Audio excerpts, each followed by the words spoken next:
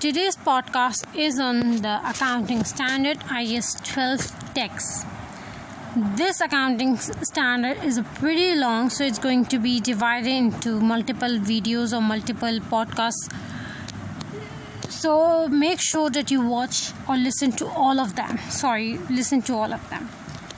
Getting into the topic, there is two things that need to be made clear, that there are some basic principles.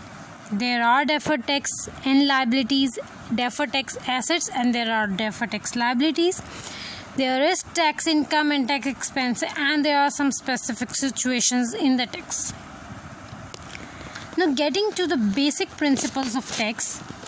Taxation is a major expense for business entities. IAS 12 income tax notes that there are two elements to tax that an entity must deal with.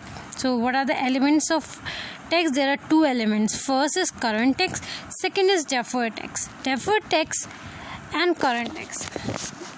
What is current tax? Current tax is the amount payable to the tax authority in relation to the trading activities for the current period.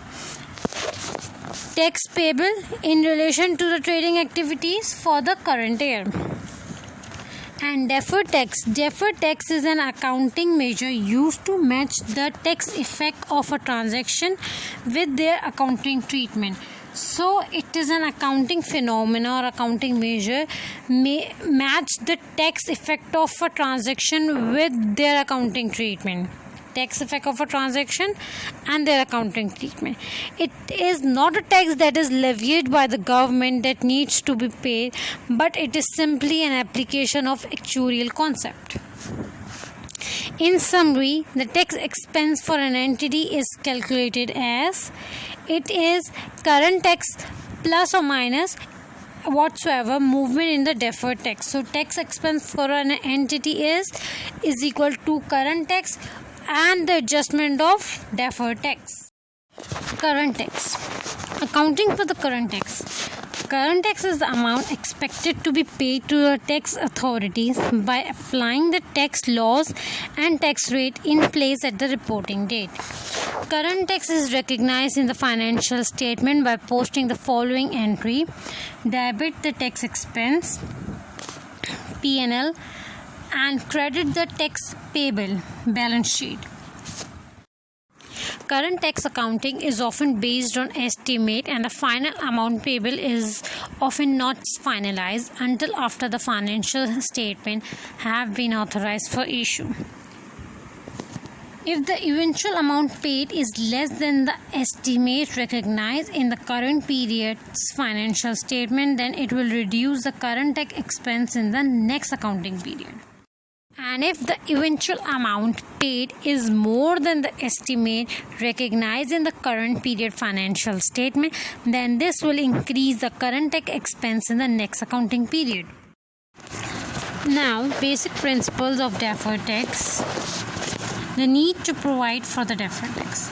There are generally differences between the accounting standards such as IFRS standards and the tax rules of a particular jurisdiction.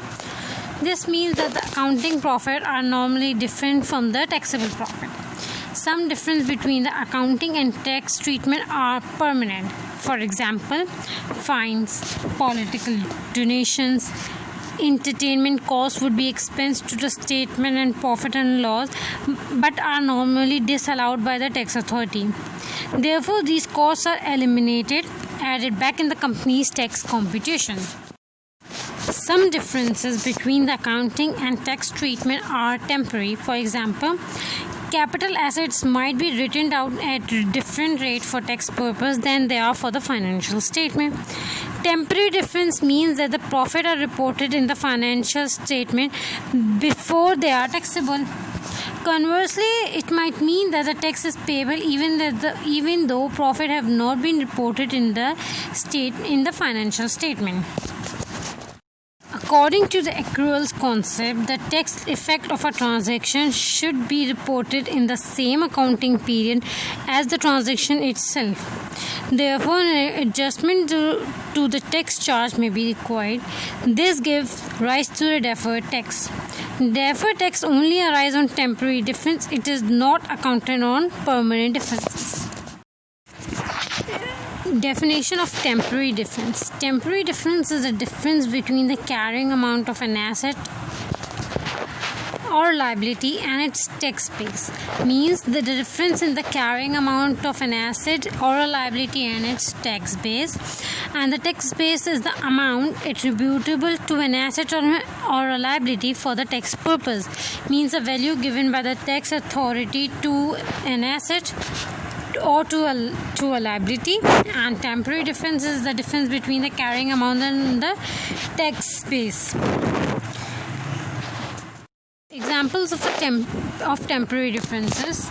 Temporary differences include but are not restricted to the following. First, as a tax deduction for the cost of an asset that have a different pattern to write off the assets in the financial statement. Like written down value is given by the tax authority, and usually we write off the asset using depreciation expense.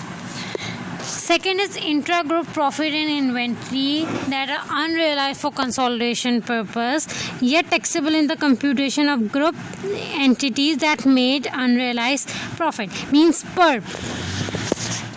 Means the PERP is an unrealized profit for the consolidation purposes, but for the tax authority it is not, so it is taxable. Third example is losses reported in the financial statement, but the related tax relief is only available by carrying forward against the future taxable profits. So there are losses reported in the financial statement, but the tax relief, so you say no tax is payable for this, but the tax relief is only available that you can carry forward the loss to the future taxable profit. Next example is assets are revalued upward in the financial statement, but no adjustment is made for the tax purpose. Because revaluation, we are going to recognize the difference, we are going to recognize the related tax, but tax authorities are not until unless the asset is sold and really revaluation is recognized. Next example is development costs are capitalized and amortized to the profit or loss in the future period, but are deducted for the tax expense as incurred. And the last example is the cost of granting share option to employee is recognized in profit and loss, but no tax deduction is obtained until the options are exercised. Deferred tax is calculated by comparing the carrying amount of an asset or liability to its tax base. The tax base is the amount attributable to the asset or liability for the tax purpose. To assist with determining the tax base, IAS 12 notes that first, the tax base of an asset is the amount that will be deductible for the tax purpose against any taxable economic benefit that will flow to the entity when it recovers the carrying amount of asset. If those economic benefit will not be taxable, the tax base of asset equal to its carrying amount.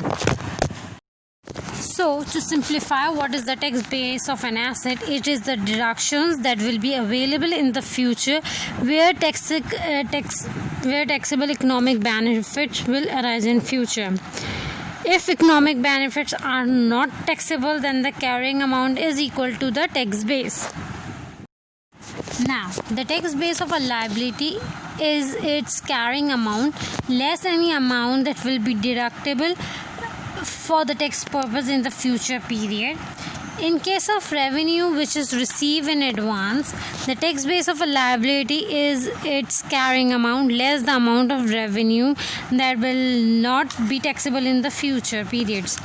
Now, to simplify it, for a liability, simply the tax base is the carrying amount of liability less the allowable expense, the net amount, or in case of advance revenue which is received, the tax base of liability will be the carrying amount less the liability not taxable in future.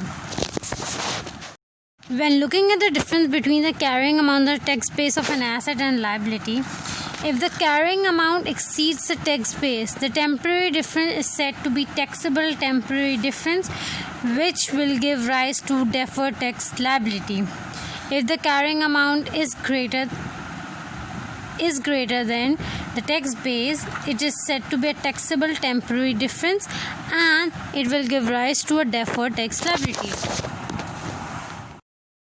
And if the tax base exceeds the carrying amount, the temporary difference is called deductible temporary difference and which will give rise to a deferred tax asset.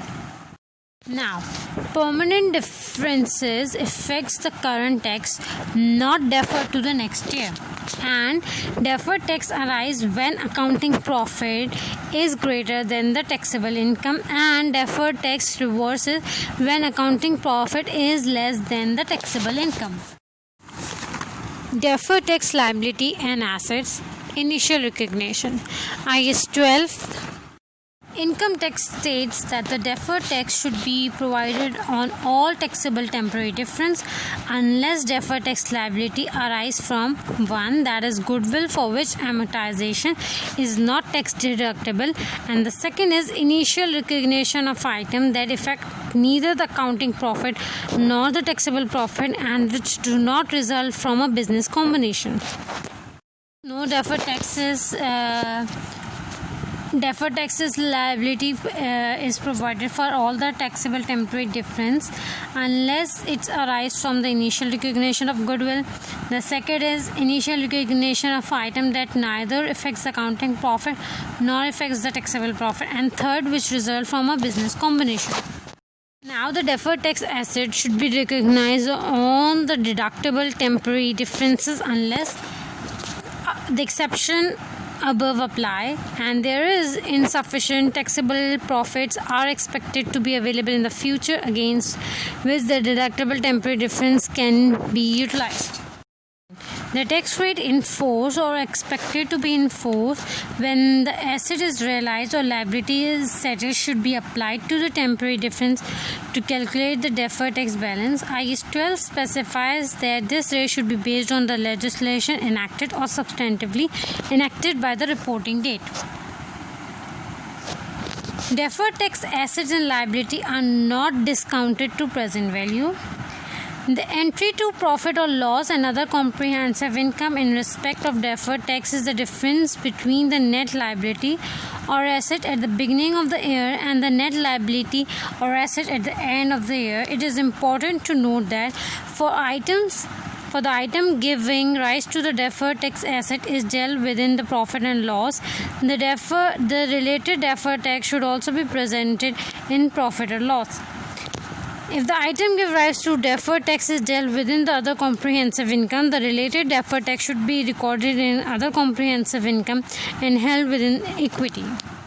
Presentation. Deferred tax liabilities and assets are presented as non-current on the statement of financial position.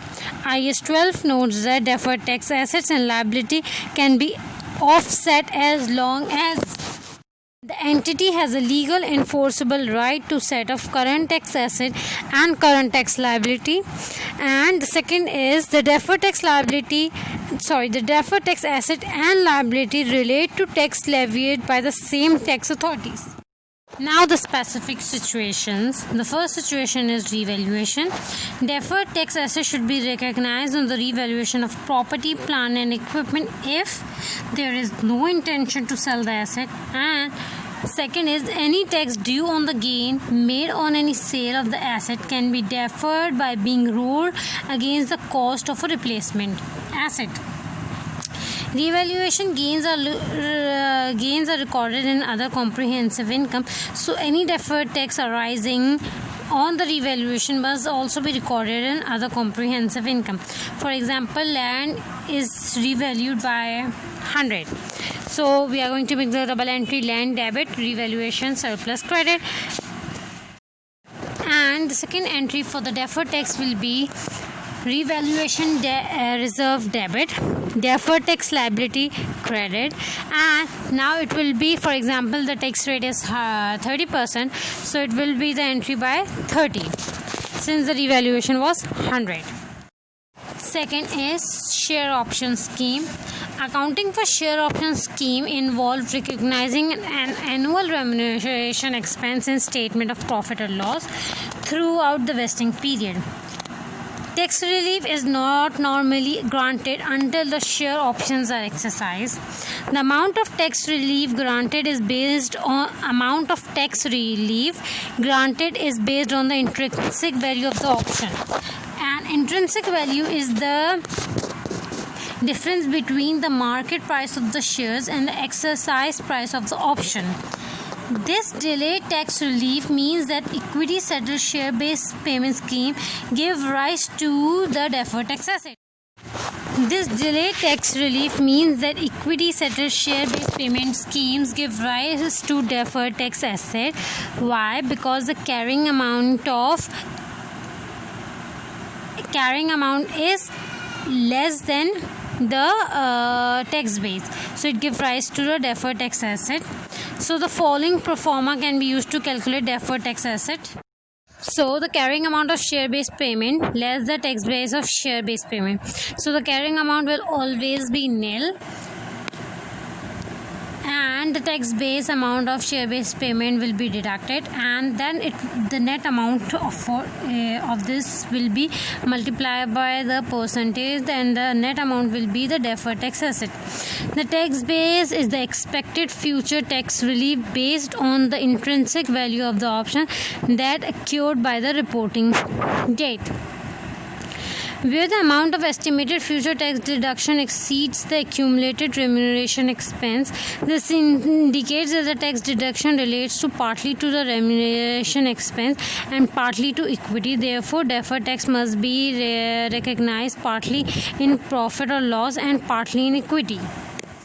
Entry will be like deferred tax asset debit, P&L credit with the amount of the tax. Now, if the amount of tax base exceeds the total accounting expense, then excess relate to equity. Then deferred tax asset debit, P&L credit, and equity will be credited by OCI. Tax relief granted depend upon the intrinsic value of option, and tax base is equal to the future expected tax relief. Next situation is unused tax losses. Where an entity has unused tax losses, IAS 12 allow a deferred tax asset to be recognized only to the extent that it is probable that the future taxable profit will be available against which unused tax losses can be utilized. IAS 12 advises that the deferred tax asset should only be recognized after considering these four situations. First situation is whether an entity has sufficient taxable temporary differences against which unused tax losses can be offset. Sufficient taxable temporary difference. Second is whether it's probable that entity will make taxable profit before tax losses expire. And third is whether the cause of tax losses can be identified and whether it is likely to reoccur. Otherwise, the existence of unused tax losses is strong evidence that a future taxable profit may not be available. And the last is whether the tax planning opportunities are available. To summarize all the four criteria for the unused tax losses that are, in future there are going to be sufficient taxable temporary difference so that we can utilize the tax losses. Second is entity will generate taxable profit before tax losses expire.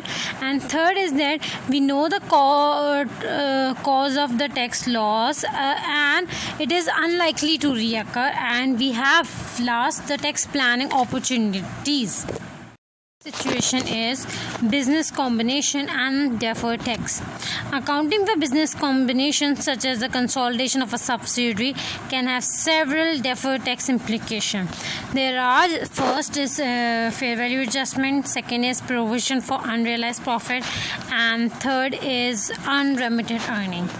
Getting into the first subheading, that is a fair value adjustment.